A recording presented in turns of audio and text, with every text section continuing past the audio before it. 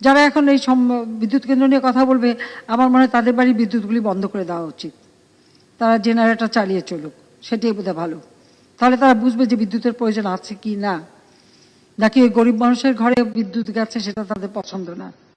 তারাই খাবেন, ভালো থাকবেন, আর আমার গরিব মানুষগুলি ধুকে ধুকে মরবে, এটাই তারা চায়। পদ্মা সেতু নিয়ে অনেক কথা। তারপরে আসলো পদ্মা সেতুর রেল লাইন। 40,000 কোটি টাকা দিয়ে পদ্মা সেতুর রেল লাইন করার কি দরকার ছিল? কারা চড়বে রেল লাইনে? রেল লাইন নিয়েও তাদের সমালোচনা যে এত টাকা কেন খরচ করা হলো।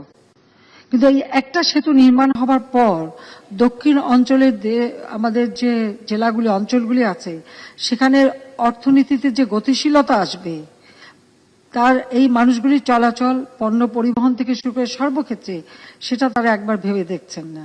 মানুষ জীবনের ঝুঁকি নিয়ে নদী পার হয়, আর এখন রেলে করে তারা চলে আসবে। এমনকি যখন আমরা স্যাটেলাইট উৎক্ষেপণ করলাম, তখনও তারা বলছেন যে এটার কি দরকার ছিল। মানে যাই করবেন তাতেই বলবে এটার কি দরকার ছিল।